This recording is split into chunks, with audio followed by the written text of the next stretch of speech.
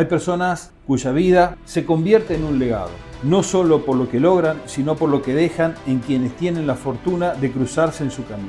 Hoy tengo el privilegio de conversar con un hombre que ha dedicado más de 4 décadas en formar cuerpos, mentes y espíritus, dejando una huella imborrable en cada alumno, atleta y persona que ha guiado. Su nombre es René García, profesor de educación física con 44 años de docencia, maestro en karate y octavo dan, uno de los rangos más altos que tiene este país. Su historia está marcada por la disciplina, la constancia y el profundo compromiso con la enseñanza. Desde su gimnasio, con más de 30 años de trayectoria, ha acompañado a cientos de personas en su desarrollo físico y mental. Ha preparado equipos en las ligas nacionales, dejando su impronta en el Club Almagro y en muchos otros. Y más allá de la competencia, ha dedicado su vida a la rehabilitación y la transformación de quienes ha confiado en él para recuperar su fuerza, su movilidad y muchas veces su esperanza de vida. Pero René no es solo un entrenador, un docente o un maestro de artes marciales. Es un hombre que ha vivido su filosofía con el ejemplo. Un esposo que lleva 36 años compartiendo la vida con su compañera. Un padre que ha transmitido sus valores a sus 3 hijos. Y un ser humano que entiende que la verdadera grandeza no está en los títulos ni en los reconocimientos, sino en la capacidad de inspirar y elevar a los demás. Hoy vamos a adentrarnos en su historia, en su desafío, en las lecciones que ha aprendido y en el mensaje que quiere dejar para todos aquellos que buscan superarse, porque su vida no es solo un testimonio de esfuerzo y disciplina, es una invitación a desafiar nuestros propios límites. René, bienvenido, es un honor tenerte aquí.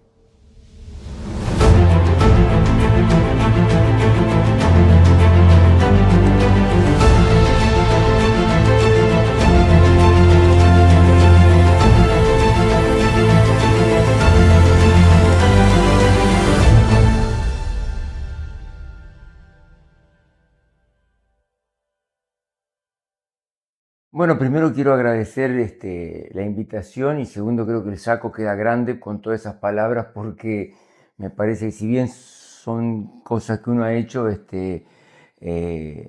muchas veces parece así en el montón tanto y uno escuchándolo de afuera digo no, no es para tanto, pero bueno, son muchos años sí haciendo cosas, pero creo que humildemente siempre uno trata de hacer lo mejor que se puede.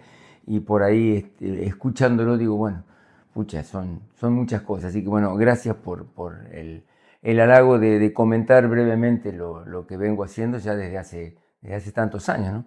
Ya son muchos años dentro de toda la actividad, así como dijiste, dentro de toda la parte de lo que es karate, porque yo empecé muy chico.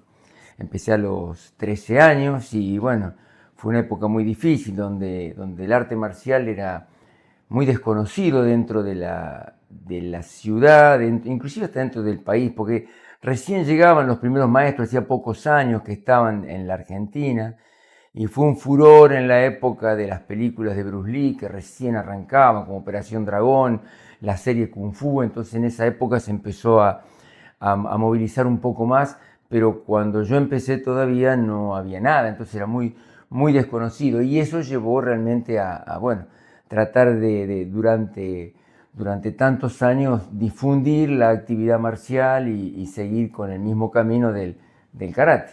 Qué bueno, qué bueno. Sí, fue una cosa muy particular, inclusive lo que me tocó a mí vivir, porque yo empecé a los 13 y a los 15 años quedé como instructor, porque no había más ningún otro cinturón más alto que yo y se habían ido todos los mayores de la ciudad porque era muy irregular la práctica en esa época.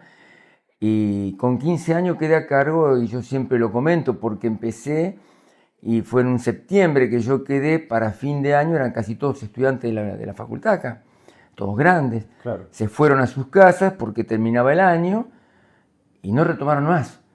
Entonces yo nunca cerré el dojo, ni en Navidad, ni en Año Nuevo, ni nunca, cuando lo retomé ahí.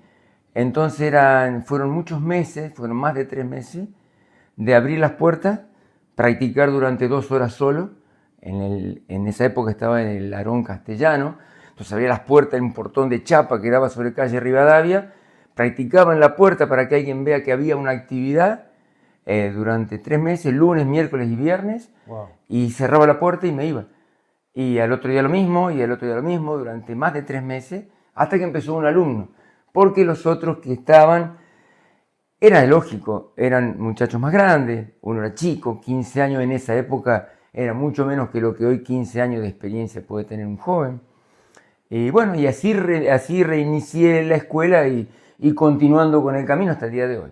¿Y qué fue lo que te motivó, René, a llevarte el estudio, por ejemplo, de educación física, de artes marciales?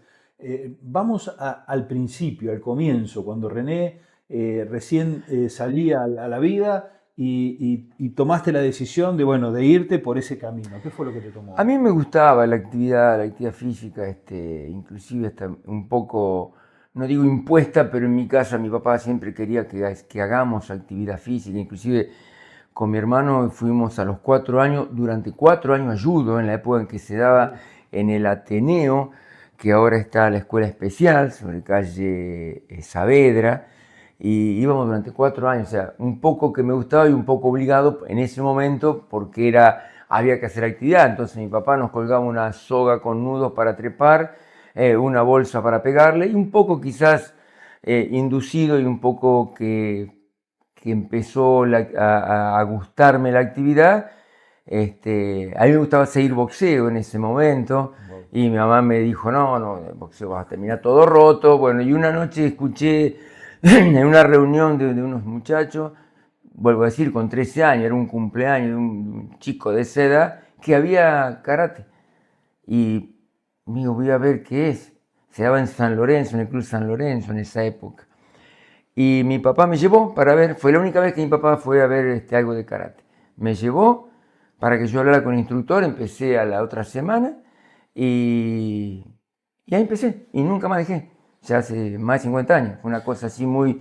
Bueno, y después por esa misma actividad, que me gustaba la actividad física, decidí hacer educación física, que siempre estaba entre medicina y educación física que me gustaba y bueno, en ese momento, hace ya tantos años, irse afuera para medicina era muy, muy costoso, muy problemático también, porque estamos hablando de más de 40, o sea, 45 años atrás, 50, casi 45 años atrás. Claro. Entonces era muy costoso, muy diferente. Bueno, seguí acá, seguí ¿Y, en el instituto, en lo que en ese momento era el INEF, Instituto Nacional de Educación Física. y cómo ha evolucionado en tu vida esa visión que tenías desde el principio hasta hoy? ¿Cómo fue ese proceso? A ver, dentro del arte marcial, si uno lo divide eso con la parte de educación física, el arte marcial es muy tradicional, o sea, uno puede seguir practicando como objetivo de perfeccionar lo que ya aprendió. Entonces, siempre para perfeccionar técnicamente. Y paralelamente a eso está el esfuerzo, la parte espiritual, lo que uno tiene que tratar de mejorar todas las veces, todos los días, en la práctica. O sea, en cuanto a la disciplina del arte marcial, tiene una cuestión, por lo menos ancestralmente fue así. Hoy también han cambiado muchas cosas, pero la esencia de esas disciplinas marciales son la superación personal. No estamos hablando de la pelea, no estamos hablando del torneo, no estamos hablando del combate. Las artes marciales no eran competitivas. Claro. En Japón eran competitivas. O sea, el arte marcial es una disciplina de vida. Entonces es muy diferente a lo que hoy alguien puede ir para hacer una actividad física con el arte marcial o una competencia o el hecho de querer tener una categoría, un cinturón, en donde mi maestro siempre decía que el cinturón es muy importante para atarse el pantalón, nada más, Claro. o el karate, porque después el cinturón es una cuestión de tiempo, nada más. En Japón no existían los cinturones de color, se fueron dando después de muchísimos años por una cuestión de motivación a la gente que también participaba y estimularla, y sobre todo cuando se derivó a la parte occidental. Pero si no, en Japón la idea era el cinturón blanco, después de muchos años era negro, inclusive como que espiritualmente se ensuciaba el cinturón blanco y terminaba siendo negro después de tantos años. Wow, esa Pero es no, la pero simbología. claro, pero no era, es más o menos como las categorías que vos dijiste octavo dan, el cinturón es blanco y rojo, blanco y rojo. que es séptimo y octavo dan blanco y rojo, noveno y décimo es rojo, que es lo máximo que puede haber. Entonces, ¿cuál es el sentido? Porque todo tiene una filosofía en esencia, por eso digo que cambió por ahí mucho cuando hoy se quiere solamente tener un cinturón. La categoría blanco y rojo, el maestro decía, es para cuando estamos cerca del rojo, que es una punta del cinturón, no nos olvidemos que empezamos con el blanco. Entonces, todos los días hay que volver a empezar. Por eso esa filosofía es lo que llevó a que a lo mejor uno le interese seguir, motivarse, superarse, por eso va un poco más allá de solamente el movimiento. Y la evolución con respecto a la parte de la actividad física, en lo que es la educación física y demás, eso es una cuestión que ha cambiado terriblemente, o sea, y eso obliga a estudiar permanentemente, porque, ¿por qué? Porque los sistemas de entrenamiento, los trabajos, la técnica y demás, no son nada que ver con hace ni siquiera 10 años atrás, 20 años atrás, ni hablar más tiempo. O sea, las preparaciones físicas, los tipos de trabajo, la conducción, todo ha evolucionado muchísimo a través de la parte científica que está comprobado que por qué tienen que cambiar los trabajos de entrenamiento.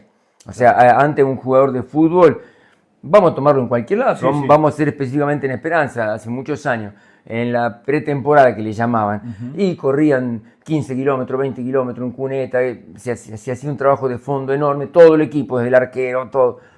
¿Qué pasó? Desde la parte tecnológica a un jugador le ponen un GPS en un partido y ve cuántos kilómetros corre, entonces el que juega en defensa a lo mejor corre 3 kilómetros con todo sprint, trabajo de velocidad, entonces no necesita hacer 20 kilómetros, porque lo que tiene que saber o tiene que tener el entrenamiento es para hacer durante esos kilómetros que son muy reducidos en 90 minutos a máxima velocidad y con el máximo rendimiento. Claro. Entonces, cambio, por dar un ejemplo, pero cambió técnicamente todo.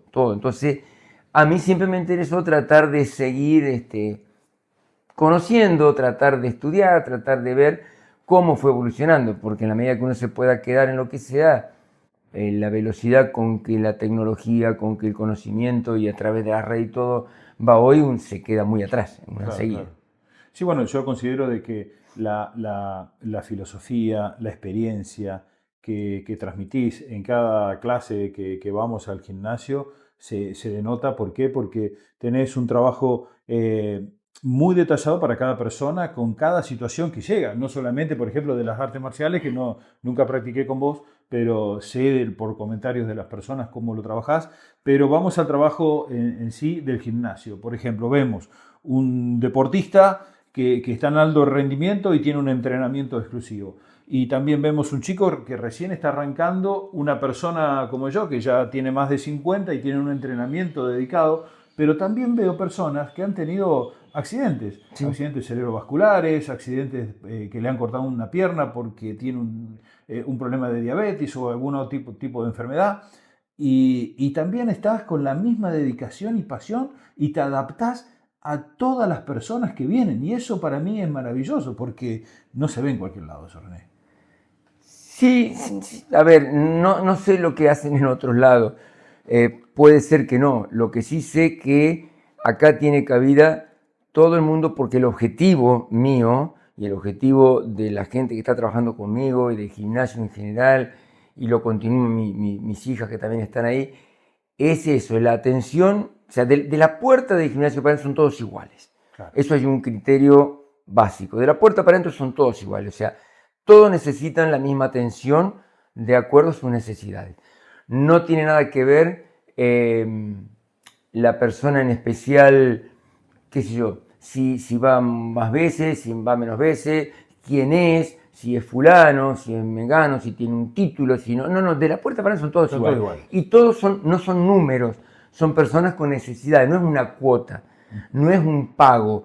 Entonces eso quizás hace la diferencia en el sentido de que una persona va porque tiene una necesidad de entrenamiento, porque tiene un torneo importante, necesita la atención para eso. Pero un chico va porque lo manda el kinesiólogo, el médico, porque tiene una patología determinada y ya terminó su recuperación y tiene que ir al gimnasio, tiene que darle uno la dedicación a eso. Entonces yo creo que pasa por ahí, por apuntar a que cada persona, como individuos totalmente diferentes, tienen necesidades. Y sí tratamos de adaptarnos. Es es cansador en el sentido de que por ahí la cabeza tiene que estar con uno, con otro y bueno, y estimular también a todos, porque Claro. en cierta manera la persona que va a un gimnasio no va a buscar problemas, va a buscar soluciones. Obvio. Entonces, los problemas de uno es como que en cierta manera hay que sacarlos de lado y uno meterle lo más que se pueda a cada actividad. Qué bueno.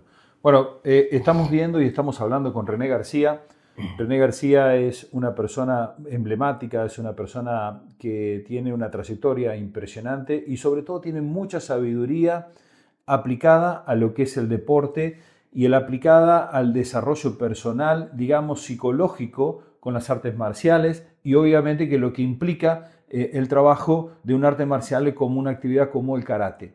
Y ahora, si estás siguiendo, te invito, si estás viendo por primera vez este canal, te invito a que te suscribas, que le des like, que hagas un comentario. ¿Qué te parece este tipo de entrevista? Si querés hacer algún comentario sobre lo que estamos hablando con René o querés dejar un recordatorio de que pasaste por alguna actividad con él, será bienvenido porque lo vamos a responder en forma personal y se lo vamos a hacer saber a René para que sienta un poco más ese orgullo que sentimos todas las personas que nos educamos con él. Y ahora, René, te quiero hacer una pregunta que va implícita referente a la sabiduría. Si mirás hacia atrás, ¿qué enseñanza te ha dejado cada etapa en tu carrera referente a todo lo que has hecho? ¿Podés nombrarlas algunas, aunque sean las más importantes, porque sé que son muchísimas, ¿no? Enseñanzas Enseñanzas de vida, más que nada de vida. Es decir, yo pienso que hoy las personas que hacen artes marciales tienen un crecimiento, sobre todo desarrollo espiritual muy alto. ¿Por qué? Porque tienen una conexión con su propio ser muy profunda. Y eso no se logra de la noche a la mañana. Hay un trabajo, hay un desarrollo personal Sí. y un trabajo muy profundo de conocerse desde el interior. O sea, yo considero que, o es mi humilde opinión, que un arte marcial es una persona que controla no solamente un golpe, no solamente una disciplina, un desarrollo de esa parte, sino sobre todo controla mucho su mente. Entonces, esa etapa que vos fuiste superando en tu vida, si lo mirás hacia atrás, ¿qué enseñanza te ha dejado? Yo creo que básicamente la palabra sería disciplina. Disciplina. Yo creo que básicamente es eso en lo personal, por una cuestión de que yo, como comentaba, uno empezó desde muy chico la parte de karate y en ese momento había ejemplos muy prácticos que hoy mismo uno trata de reproducirlo. O sea, a ver, si uno tiene la autoexigencia en distintos momentos para poder superar o para poder llevar adelante o para poder cambiar cosas, eso implica una disciplina. ¿Por qué? Porque, por ejemplo, si un chico que iba a karate le decía o le dice uno que cuando suena el despertador o lo llaman para levantarse para ir a la escuela, en un chico, no tiene que estar esperando, tiene que automáticamente levantarse. Muchos de los orientales tienen la ley de los 5 segundos. O sea, cuando hay una actividad que hacer, hay 5, 4, 3, 2, 1 y hay que hacerlo. No, espera después, en otro momento. Entonces, eso fue marcado de una manera determinada, considero, en lo que es la disciplina. Y para mí eso es fundamental en cualquier cosa hoy. Una persona que no tiene disciplina, yo creo que le está falto de un montón de cosas y va a obtener menos cosas que aquel que lo tiene. A lo mejor no, yo considero que sí, por el hecho de que la disciplina implica la voluntad, la tenacidad, el hacer lo que uno no tiene ganas, y eso considero que el arte marcial marca o marcó, por lo menos en lo mío, desde esa época, donde había que estar exigiéndose o autoexigiéndose para la superación personal. Porque si no, es como que si uno no tiene ganas, bueno, no, que voy a estudiar esto, que voy a hacer lo otro, si yo total no. Entonces, el hecho de ponerse metas, o sea, la disciplina es una, el ponerse metas es otra de las cosas que marco. O sea, no ser inconformable, pero no ser conformista con lo que uno tiene. Si, bueno, yo llegué hasta acá, yo aprendí esto, ya está. No, hay otros caminos. Quizás por la edad uno tiene que cambiar, así como vos me comentabas de lo tuyo, a lo mejor uno tiene que cambiar porque el camino a una determinada edad o tiempo, lo que sea, no va para allá, va para otro lado. Y eso implica también el hecho de tener cierta constancia, cierta tenacidad para hacer las cosas. Yo creo que estaba basado principalmente en eso, el hecho de que el arte marcial en esos momentos a mí me haya pegado de esa manera. Claro. Porque también en esos momentos, estamos hablando de hace muchísimos años atrás, la disciplina en las familias también era distinta. Claro. Entonces, hoy un chico que va a hacer una disciplina marcial en donde en 2 o 3 horas semanales le quieren mostrar que las cosas son de una manera y a lo mejor ese chico llega a la casa y no quiere comer lo que está preparado y la mamá va, le hace otra cosa, o sea, se terminó la disciplina, ¿no es cierto? Por dar un ejemplo muy, muy ordinario. Pero yo creo que en cualquier tipo de actividad, en cualquier tipo de cosa, marcan ese tipo de situación. Y otra de las cosas que marcó siempre para mí fue mi maestro, que fue la humildad que tenía él. Claro. La humildad marca en un montón de cosas. Entonces, el hecho de tener algo, o haber obtenido algo, por ahí pasa por el hecho de no mostrarlo, es para uno. El logro es personal, o sea, estar haciendo chapa con cualquier cosa que una persona logró o tiene, me parece que no va. Sí, antes que te vayas del tema, quiero que me des a tu criterio, con tu visión, un concepto de lo que significa para vos humildad. Bien, para mí la humildad es, primero, el no creer más de lo que uno puede ser, el no creerse más. El hecho de lo que uno haga, como dije anteriormente, es totalmente personal. Entonces, para mí una persona que tiene cierta humildad es una persona que tiene también cierta empatía, porque a lo mejor uno lo que logró, el que está al lado no logró, no puede estar haciendo marcación de lo que uno tiene o lo que uno ha superado. Entonces, para mí un poco el hecho de llevarse introspectivamente, decir, bueno, lo mío es mío y no lo estoy mostrando, no lo estoy alardeando, sino estoy tratando de ser lo más empático con el que está al lado para ponerme al mismo nivel. Y ahora te voy a hacer una pregunta muy personal. En ese camino de descubrirte, digamos, en la constancia y cuando fuiste estudiando la parte o de artes marciales o la parte de educación física, ¿hubo algún momento de crisis que casi te hizo renunciar a todo lo que estabas haciendo? Y si lo hubo, ¿cómo lo superaste? Eh, a ver, yo creo que la crisis está siempre, permanentemente, porque uno la vida no es un camino llano, o sea, tiene un montón de altibajos y obstáculos que superar. Yo creo que sí se han presentado siempre el hecho inclusive de replantearse, está bien lo que estoy haciendo, me canso con esto, no me gusta tanto tal cosa, entonces uno se replantea y esos son creo los momentos de crisis.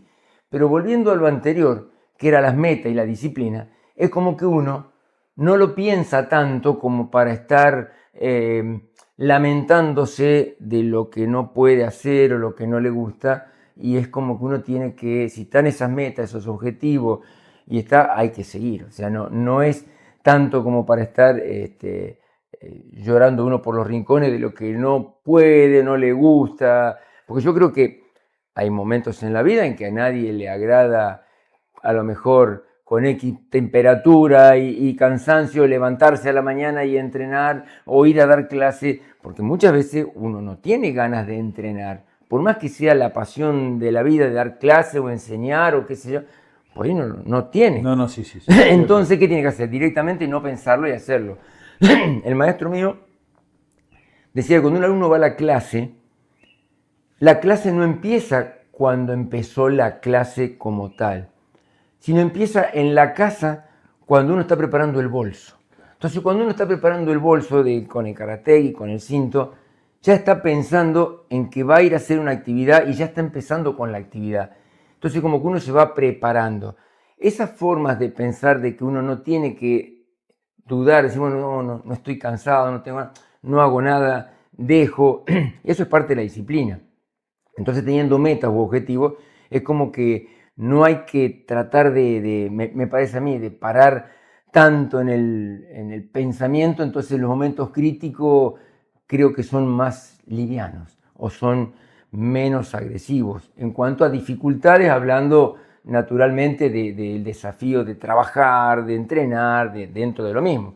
Por eso creo que hay situaciones que van mucho más allá, que están en lo espiritual, que por ahí el camino se hace mucho más complicado. Claro. Pero no deja de tener también el mismo objetivo de la superación a través del espíritu de cada uno.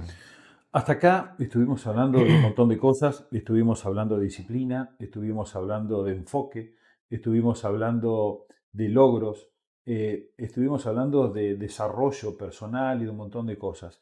Y lograr el octavo Dan, que nombraste, es un reconocimiento extraordinario. Ahora, ¿qué representa para vos ese reconocimiento? Porque todos, como ser humano, trabajamos para lograr algo y cuando lo logramos, ¿qué significa para vos ese reconocimiento? Y como me lo nombraste hace poco, fue uno de tus grandes mentores en la vida. Para mí fue un momento muy importante. O sea, a mí, mi maestro, que fue el maestro Miyasato, me dio él, en su momento, la categoría de octavo dan. Y en ese momento, de una categoría a otra, para ser el séptimo octavo, habían pasado de sexto a séptimo dan 12 años. Y yo consideré que era un momento en el cual eso era un tiempo para decir, bueno, ahora hay que empezar a practicar en serio o de otra manera. O sea, para mí el objetivo o el logro o el tener eso implica una responsabilidad. Entonces, para mí eso es responsabilidad. Mi cinturón, cada vez que uno va a la clase y uno está frente al grupo, es responsabilidad. Para mí no es, volvemos a lo anterior, ni alardear de lo que uno tiene, ni No. es simplemente el compromiso. Entonces, ante otro que lo está mirando, es como que a lo mejor aquel que tenga en su chaquetilla la profesión que tenga porque está trabajando justamente en tal cosa.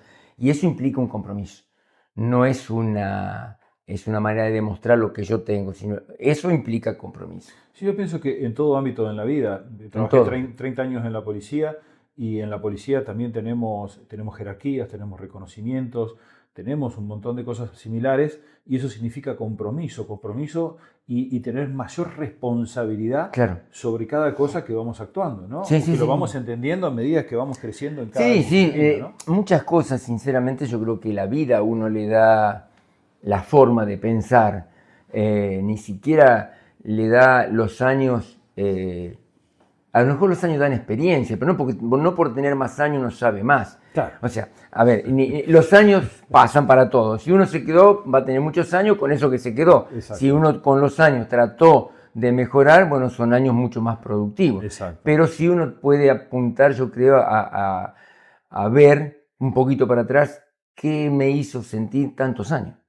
Y ahora vamos a hablar un poco sobre lo que es la preparación física y la rehabilitación en las personas. ¿Qué principio consideras esencial para preparar físicamente a un atleta de alto rendimiento? Que el atleta tenga ganas de entrenar, que el atleta tenga metas, que tenga las ansias de lograr algo, de llegar a algo. Un objetivo. Un objetivo, pero con las ganas esa como de empezar el primer día. Como el cinturón que yo decía rojo y blanco, empezar el primer día con las mismas ganas. Un atleta, una persona que tiene la posibilidad de participar, de competir, de ir a un encuentro o a un torneo o un desafío personal, pero no es más que un viaje, un encuentro, no tiene las ganas de entrenar y de matarse personalmente para los logros. Acá en Esperanza hay mucha gente que ha obtenido y obtiene todavía a través de su disciplina y de su exigencia logros muy importantes, que no importa ganar, no importa el resultado a veces final, porque es como decía el dicho viejo ese, con el diario de hoy, mañana envuelve en pescado. Entonces, no importa si salí primero, pero por ejemplo, yo lo que veo en uno de los de los atletas, para mí es un gran atleta, Joaquín Camisi, que es un tipo que se destaca en ciclismo por su honestidad, por su limpieza en todos los órdenes y todo. Es un tipo que el entrenamiento lo toma realmente como un desafío permanente. En tenis, que yo puedo nombrar a Rafa Colión, y gente que yo lo he entrenado, y hablo de ellos porque ellos van y los he entrenado para distintos eventos, y me estoy quedando con otros tantos quizás que no en este momento no me pongo a recordar, son muchos. Gente que, por ejemplo, en su momento en el Club Almagro tenía el desafío del campeonato nacional, de la Liga Nacional A cuando empezaba. Bueno, eso hace que la gente, ¿qué es lo que se necesita? Se necesita ganas, se necesita el desafío, el que no es un encuentro más, es tratar de tener la misma pasión con la que empezó a hacer el deporte. Si no, cuando ya van perdiendo, ya uno no puede tener en esa persona de nivel o de alta competencia, uno no puede poner la motivación a ellos. Ellos tienen que venir con la motivación. Entonces, a la pregunta, para poder entrenar, la persona tiene que estar dispuesta a entrenar a morir. Bien, y ahí hablamos sobre la parte individual. Y hiciste un comentario también sobre el trabajo colectivo, o sea, en clubes importantes como lo nombraste Almagro y seguramente un montón de clubes más que has trabajado. ¿Y cómo fue ese trabajo ahora, no solamente individual, sino grupal, en entrenar equipos? ¿Y cuál fue el mayor desafío? Porque ahí estamos hablando ahora de cómo es el trabajo con un desafío de liderazgo, porque ahí ya dejas de ser el entrenador de una persona, sino yo pienso que el entrenador físico a un grupo así ya es un trabajo de liderazgo. ¿Cuál fue tu mayor desafío ahí? Fue muy lindo, o sea, a ver, yo si bien entrené, por ejemplo, en la liga de vóley, hice preparación física en varios clubes de fútbol, a nivel de grupal, lo de Almagro fue una cuestión muy personalmente, inclusive que por ahí lo recordaba o lo recuerdo con algunos de los jugadores que todavía están, lo recordé mucho con el Pato Roldán, que lamentablemente falleció, y bueno, con otros tantos que están todavía. Eso fue una cosa muy loca, porque a Almagro le llega la posibilidad de jugar a la Liga Nacional, en donde no había ninguna visión así local y lógica de lo que había que hacerse, porque, bueno, tenían que jugar. Y me invitan para ver si podía hacer la parte de preparación física. Y el desafío a nivel grupal fue terrible, porque era un grupo de muchachos que iban a jugar al básquet, que habían tenido ya su logro a nivel argentino, el campeonato argentino, y tenían la chapa de eso. Pero ahora venía otra cosa que era totalmente distinto. Al Almagro había que ponerle, que yo lo vi, desde el Portland, al poner el piso de parquet, pegarlo, y que podíamos entrar en un pedacito de la cancha, y comprar una pelota de cuero porque se jugaba con una pelota de plástico, y esa era para los partidos, y tener que empezar a viajar, y tener que empezar en cierta manera, no digo a liderar, pero iba en ese momento Pepote Spies, que estaba como técnico, y yo como preparador físico, y con el plantel viajamos a Buenos Aires, a Córdoba, a Bahía Blanca, y uno tenía que hacer un poco, como vos dijiste, en cierta manera, sí, ver qué comían, cuándo entrenaban, hablar con el del hotel. Claro. O sea, eran desafíos terribles porque, muchachos, no salgan porque mañana hay que entrenar, pero ellos, muchachos, eran 10 años más grandes que yo. Entonces era otra cuestión, claro, ver qué comían, cómo entrenaban. Yo me acuerdo que en esa época yo había empezado a estudiar bastante sobre la parte de preparación física y había cosas que no se aplicaban, por lo menos en la generalidad, en la zona y demás, como eran los trabajos regenerativos del postpartido. Y yo había estado con gente de Rosario, Buenos Aires, viendo cómo lo hacían. La cuestión es que había que hacer todo un trabajo regenerativo cuando terminaba el partido, que consistía en una parte aeróbica, flexibilidad y demás, porque no había lo que hay hoy, o sea, aparte era todo dentro de la misma cancha. Hoy los jugadores los sacan de la cancha y van que los baños con hielo, que el masaje, acá no había nada. O sea, era una cosa totalmente de entrecasa, pero había que hacerlo porque eso daba resultado. Entonces el equipo terminaba el partido y yo le hacía hacer la parte regenerativa de correr. Y como estaba dentro de la cancha, estaba todavía todo el público. Si el equipo había ganado, bárbaro. Pero si el equipo había perdido, los de afuera creen que era el castigo que yo le daba. Claro. Y los jugadores lo entendían primero porque se le había explicado qué tenían que hacer, pero con qué ganas pueden hacerlo, cero. Claro. Aparte éramos todo amateur porque nadie vivía de eso. Yo de esa época, esos años, porque fueron varios años, no tuve una remera, un par de zapatillas, no había prácticamente sueldo, no había nada, era por amor a la camiseta, pero había que liderar un grupo, a la pregunta tuya, y había que llevarlo adelante desde la parte que me correspondía a mí. Si bien estaba la comisión directiva acá, pero en las salidas, no. Sí, sí, sí. Yo recuerdo siempre, que por ahí lo cuento como nivel de la pregunta que me has hecho, cuando fue el primer partido con River. El primer partido con River jugábamos de local. Sí. Y bueno, yo le dije, bueno, yo necesito por lo menos una hora para hacer una entrada en calor. Bueno, Almagro tenía la cancha y toda la tribuna había otra cosa. Entonces consiguieron lo que en ese momento era la ICA Renault, que estaba en calle Rivadavia, que ahora está una empresa de energía ahí. Y bueno, conseguimos eso. Bueno, una hora antes nos fuimos todos para allá, entonces había que hacer la entrada en calor, la elongación. El masajista cebaba mate, porque esa la entrada en calor era en invierno, un frío terrible. Cuando salimos del club para allá no había casi gente. Cuando llegamos, eso era un hervidero, no cabía una persona. Eso emocionalmente para los jugadores fue impresionante. Y aparte empezar a entender que tenían que irse una hora antes del partido, donde generalmente llegaban con el bolsito, se cambiaban y entraban. O sea, había que cambiar un montón de aspectos de liderazgo, entre comillas, simplemente porque era la función de uno, para que el equipo pueda llevar adelante, o pueda seguir, ¿no es cierto?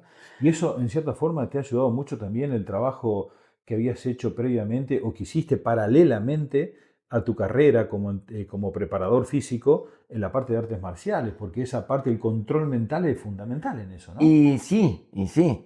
Yo creo que a eso, por eso yo quizás tuve la suerte de empezar muy chico y como te decía hoy, estando a cargo con 15 años de una escuela donde venían personas donde querían pelear, querían probarlo a uno después de la clase, y bueno, eran otras épocas y había que hacer cosas que había que hacer en ese momento, y era todo distinto, entonces eso a uno quizás lo ayudó para estar frente al grupo, porque no es lo mismo, yo creo, alguien que hace una docencia de educación física y no estuvo frente a ningún grupo y de pronto tiene que presentarse a chicos, adolescentes, a grandes, que si uno tuvo esa suerte, oportunidad de estar en contacto, entonces a lo mejor el enfrentamiento con el grupo ya era distinto. Ahora, la pregunta es sobre la rehabilitación misma de algún tipo, de alguna persona. ¿Hay algo alguna historia de recuperación que te haya, digamos, marcado especialmente en tu vida, que la recuerdes como una anécdota o como algo de satisfacción, de superación o algo así? Sí, primero, técnicamente yo no hago rehabilitación porque eso lo hace el kinesiólogo Bien, principalmente. Yo lo que hago es lo que indica en la parte post-kinesiológica el kinesiólogo o el médico. O sea, perfecto. nosotros hacemos eso. Recibimos las indicaciones del profesional médico o kinesiólogo y seguimos las instrucciones. Digamos, individualmente no tomamos ningún caso porque no nos compete, porque ni siquiera es una habilitación de lo nuestro. Pero delegan personas que ya terminaron su etapa y necesitan otra etapa. Y por ahí las cosas lindas que pasan es cuando una persona le comenta a uno que ya ni se acuerda del problema que tenía, o de pronto, qué sé yo, como por ahí hay gente que ha tenido cirugías de rodilla muy grandes, y dice, ¿cuándo voy a poder hacer tal cosa? Y mira, a lo mejor si ya le dieron las indicaciones y uno sigue trabajando y por ahí pasan 1, 2 meses, 3 meses y dice, ¿vos sabés lo que hice? ¿No? Hice tal cosa que antes pensé que nunca más iba a poder hacer. O sea, las satisfacciones de eso, o haber, por ejemplo, entrenado gente, o preparado gente, o recuperado en la medida que se podía de rodilla, como tengo varios casos, de pierna, y ahora están corriendo maratones. Wow. Y ellos mismos dicen, no, yo no puedo creer, yo pensé que iba a estar limitado con la posibilidad de la actividad física, y sin embargo, bueno, esas son las satisfacciones que yo creo que uno tiene, y sí hay muchas cosas que uno puede haber visto. Lo que pasa es que son distintos niveles de posibilidades. Por ejemplo, Claro. una persona que tiene una recuperación de rodillas es mucho más viable o posible de que pueda hacer cosas que una persona que a lo mejor tuvo una ACV. A lo mejor para la persona que tiene la ACV, el hecho de poder a lo mejor levantarse de su sillón de rueda y empezar a hacer algo con un trípode, algo, ya es su logro. Y eso es para él tocar el cielo con las manos. ¿Y qué le dirías a quienes creen que ya es tarde para empezar a entrenar y cambiar un estilo de vida? No, nunca es tarde. Nunca es tarde. No, no. Yo considero que no hay límite. Hoy por hoy yo tengo, por ejemplo, un señor como para ponerlo como referente de más edad de 93 años. Y de ahí para abajo de todos los rangos de edades. Y gente que empezó con la actividad física después de los 80. Wow. Sí, porque pensaban que no, eso no es para mí. Y volviendo a lo que decíamos anterior, que la puerta para él son todos iguales, entonces cuando van, ven que ahí no hay una elite de el fisicoculturista, que es una profesión totalmente respetable, pero hay que dedicarse para eso. Sí, sí. No hay entrenadores, grupos de elite, porque no existen. Cada uno hace lo suyo. Entonces se dan cuenta que tienen cabida. Y aquel que cree que a lo mejor no tiene el momento, yo considero que está totalmente equivocado, porque hoy la ciencia, la medicina, invita a la gente grande a que empiece a entrenar todos los trabajos de fuerza, porque hoy se apunta mucho más a la parte de fuerza, porque la gente, naturalmente, vamos todos perdiendo la fuerza con los años, y es una de las capacidades que más fácil se puede entrenar y le va a dar un bienestar enorme en su calidad de vida. Entonces la gente que quizás cree que no o es tarde, yo considero totalmente equivocada, tiene que probar. Y no digo el gimnasio, pero por lo menos empezar a hacer actividad de lo que sea. Y no digo ni siquiera en este lugar, donde sea tiene que hacer, empezar a caminar, empezar a hacer gimnasia en su casa, empezar a intentar, no sé, moverse de otra manera. Hoy por hoy hay, como hablamos hoy de las redes sociales, que hay las posibilidades de los avances tecnológicos, hasta de ver en su casa qué puedo hacer de una gimnasia para una persona de 80 años en una silla y que eso me va a beneficiar antes que pensar que no tengo la oportunidad, no tengo la posibilidad y que ya es tarde. Sí, sí, sí. Y sí, es muy importante eso. Ahora le pregunto a René, ¿cómo enfrentás el fracaso en esos momentos en que las cosas no te salen como vos querías? Yo creo que de vuelta con La la disciplina. disciplina. Sí. Yo creo que de vuelta, porque vamos a plantear otros objetivos. O sea, no salió como yo quería, no, nunca salen las cosas o no siempre salen como uno quiere.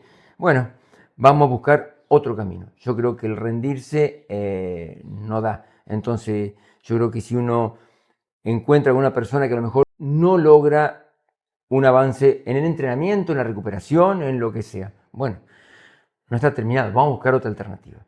Vamos a preguntarle a otro, yo voy a averiguar con otro. Alguien tiene que dar algunas respuestas superiores, porque eso es como en karate. En karate siempre hay lo que se llama un senpai, un dohai y un kohai. O sea, el de menor categoría, el de igual y mayor. Y siempre en la vida y en todo, absolutamente en todo, uno mayor. Y esa persona algo va a saber. Y ese si no sabe tendrá uno mayor que sepa y algo vamos a encontrar como solución. Entonces, yo creo que el fracaso es cuando uno ya desistió de seguir intentando. Lo otro es logros no obtenidos. Entonces, no pude lograr esto. Bueno, a ver, ¿cómo hacemos para lograr esto? Esto no me salió. Perfecto. No me va a salir 1000 cosas. Claro. ¿Cómo puedo hacer para salir adelante? Entonces, yo creo que el rendirse es un problema donde ya es una cuestión mental. Bien. Y después de 40 años de estar, más de 40 años trabajando en todo esto que estás haciendo, ¿qué es más importante para vos? ¿La técnica o la mentalidad? La mentalidad. Bien. Yo directamente considero que si uno tiene claro en la cabeza los objetivos, lo que quiere hacer, para qué, cómo, el esfuerzo y demás, va a superar la técnica. Yo creo que sí. Y Personalmente creo ahora que sí. quiero irme un poco más a la vida privada, cómo fue evolucionando en tu vida, sobre tu familia y el legado que le estás dejando a tu familia, especialmente a tus hijos.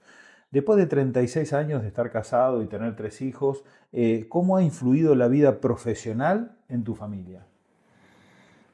Eh, yo creo que con mi señora tratamos de educar lo mejor que se podía en los aspectos básicos de la vida a cada uno de los hijos. Y yo creo que los hijos tienen que tener la libertad dentro de los ejemplos, patrones que tienen. Yo creo que solo van buscando lo que ellos prefieren. O sea, si bien están relacionadas, por ejemplo, la actividad de mis hijas con lo que yo hago, nunca se les dijo hagan o apunten a esto o decían los otros. Yo creo que eso hace que ellos tengan la libertad. Yo creo que si cualquier persona tiene libertad en el camino y tiene ciertos ejemplos, parámetros y demás, va a elegir lo mejor para su vida. Entonces yo creo que para ello, para mí lo más importante de cualquier hijo es que sean felices haciendo lo que les gusta, Claro, lo que sea. porque a veces no es, pienso lo mismo que vos en lo que estás diciendo, y a veces decirle a los hijos o decirle, no, tenés que hacer esto, tenés que hacer aquello. No, No, darle el derecho de que ellos se puedan equivocar en la vida y nosotros estar acompañándolos, porque es el proceso, porque ninguno de nosotros, ni vos ni yo, nadie nos dio un título de ser papá cuando nacieron. no. Y Fuimos así vamos 3 aprendiendo. veces, no vamos a aprender nunca, Exacto. porque nos vamos a equivocar, porque la evolución cambia, los chicos cambian. Pero yo creo que en los hijos tienen que tener el apoyo de, si esto no te gusta, esto no te va, cambia. Si esto no te dio, vos diste el 100%, pero no es lo tuyo, cambia, que sean felices. Yo creo que si uno es feliz en lo que hace, por ejemplo, yo no trabajo. ¿Por qué no trabajo? Porque lo mío no es un trabajo. Claro. Lo mío no es un trabajo, lo mío es una cosa que a mí me gusta. Exacto. Yo creo que trabajo sería si yo tengo que estar con lo que yo quiero hacer, no lo puedo hacer y tengo que estar levantando bolsas todo el día en algo que no me gusta, eso sería trabajo. Sí. Quizás a la persona que hace el trabajo de levantar bolsas y le gusta, no es trabajo tampoco. Claro. O sea, elijo esto porque me gusta. A lo mejor no porque no tenga otra opción, porque me gusta. Opciones siempre uno puede tener mejores, en lo que sea, pero hago lo que me gusta, entonces ya uno es feliz con eso. Sí, nosotros entendemos que hoy la palabra trabajo viene de traba, o sea, y entonces... Sí, originalmente viene del latín tripalium. El tripalium era 3 palos que lo ponía la persona castigada. Era como un cepo que teníamos acá. Entonces, el que iba al tripalium iba como al trabajo, que era un castigo. Entonces, la palabra trabajo, yo muchas veces charlo con algunos, no digas voy a trabajar, voy a hacer lo que me gusta, voy a mi profesión, voy, porque si no termina siendo un castigo. Y eso ya uno no tiene que tomar la actividad que uno hace como un castigo. Sí, sí. Y si tuvieras que elegir una enseñanza para dejarle a futuras generaciones, ¿cuál sería? Qué difícil, porque uno, es como si uno tuviera la experiencia, ¿no? ¿Qué enseñanza? Yo creo que se puede reducir, a ver, con lo que hablamos, que cada uno sea feliz en lo que haga, que lo que haga lo haga al 100%, que le ponga disciplina y que no se rinda nunca. Qué bien. ¿Qué te gustaría que la gente te recuerde de vos cuando ya no estés? Oh, qué difícil, para cómo uno sabe cuándo no va a estar más. No, pero... Ese es el problema. ¿Qué me gustaría? Que no haya sido una mala persona. Nada. Que muchos van a pensar también, por supuesto, porque uno no está para conformar a la gente, pero decir, bueno, no fue un cachivache. Qué bueno. Sí, y yo creo que muchos de nosotros lo pensamos así, ya que, y te lo puedo decir ya con amplio conocimiento de que muchos pensamos eso, así que eso está logrado. Sí. Yo creo que, bueno, sí, tuvo falla, no fue, conmigo no fue así, no fue así, pero no fue un cachivache, porque yo creo que si no tiene objetivo y cosas así, ya, y para una persona es poca cosa, ya entonces uno se equivocó mucho. ¿Y qué ves ahora para el futuro? ¿Qué objetivos, qué estás viendo, digamos, para los próximos años? ¿En mí? Sí. Bueno, hay una dualidad de cosas, porque yo quiero, en la medida que pueda, seguir superándome en lo que hago, porque si no estaría contradiciendo todo lo que yo comenté, o sea, me gustaría un poco más de tiempos libres para algunas otras cosas que quisiera hacer, que salen de lo que es la disciplina de la actividad física y la del karate. Te quiero hacer la última pregunta. la última pregunta. Después de 44 años de enseñanzas, de haber vivido una vida tan linda de superación constante, de aprendizaje, de todo lo que has hecho, si tuvieras de frente otra vez a ese René, jovencito, ¿me entendés? Con sueños, con sus desafíos en la vida, ¿qué le dirías? ¿Qué mensaje final te gustaría dejarlos a todos nosotros, diciéndole a ese René que recién arrancaba? Qué difícil, ¿no? Qué difícil porque uno ve errores en uno que a lo mejor uno no volvería a tratar de cometer, de exigirse tanto. Yo creo que a lo mejor le diría que no se exija tanto. Nada más. No se exija tanto. Nada más. Bien. No, porque yo creo que ya, sí, viéndolo así a la distancia, creo que le diría eso, nada más.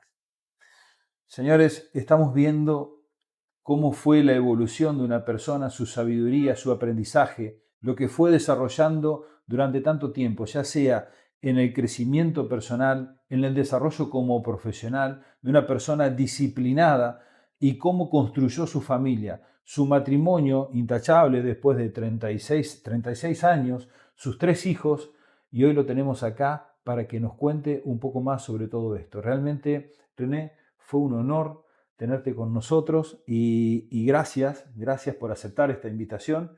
Y ya como a modo de despedida, ¿qué le quisieras dejar a esa persona que te está mirando del otro lado de la cámara y que seguramente te admira, te respeta o te conoció a través de este video? ¿Qué consejos le podrías dar a esa persona? Que tenemos una diversidad de edades impresionante, ¿no? Yo personalmente consejo no doy nunca, porque creo que para dar consejo hay que saber demasiado y yo no sé. Pero sí le diría lo mismo que pienso, que la disciplina, el orden, el tener metas, yo creo que una persona, cualquier persona, tiene que tener metas a corto, mediano y largo plazo. Cuando dejamos de tener metas, empezamos a morirnos. Entonces yo considero que uno tiene que tener, así sean las más chiquititas, pronto, para hoy, para mañana, otra meta o objetivo para X tiempo, corto o mediano y algo bueno. Yo el día de mañana quiero conseguir no perder las metas, no perder los objetivos, porque así yo creo que uno puede seguir realmente con vida completa permanentemente. Bien, qué gran mensaje, señores. Así que bueno, nuevamente decirte gracias, René, por estar aquí. Espero que lo hayas disfrutado y bueno, y seguimos en contacto. Bueno, muchísimas gracias a ustedes por darme la oportunidad de compartir cosas que por ahí son muy personales, pero bueno, está interesante para charlar en estos podcasts que te hacen ustedes. Bien, suscríbete, deja el comentario y seguimos avanzando con más historias como esta. Nos vemos.